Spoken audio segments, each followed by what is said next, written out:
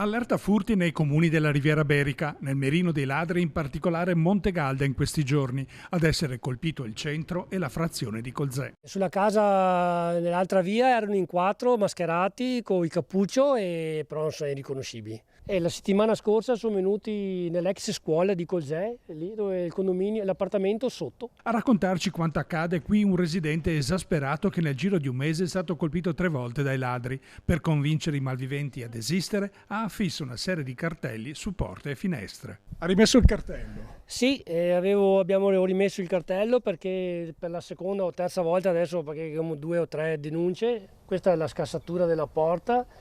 Sono entrati, però non c'è più niente, non trovano più niente perché la casa è disabitata e non trovano più niente. Questa casa mia qua di proprietà di mio fratello, di genitori che sono mancati, sono già venuti 3 volte. Ci siamo decisi l'ultima volta a mettere il biglietto con scritto oro e soldi non ci sono più perché ci hanno portato via. Quello che c'era ci hanno portato via, c'era poco o niente ma hanno preso così.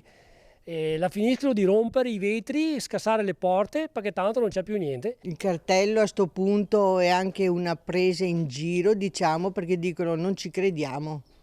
Quindi per la terza volta che entrano non ci crediamo a questo che ha scritto. Ecco perché il signor Lorenzo si rivolge direttamente ai ladri per convincerli. Tu che sei venuto in questa casa mia, ti faccio vedere che non c'è niente da rubare, però sei venuto lo stesso.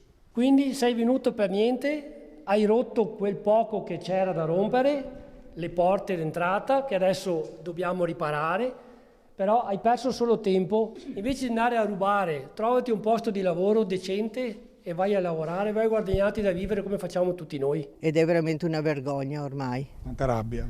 Rabbia tantissima, ma veramente tanta. I residenti, per difendersi, hanno costituito una chat di quartiere per le segnalazioni, in collegamento costante con il comune e il sindaco.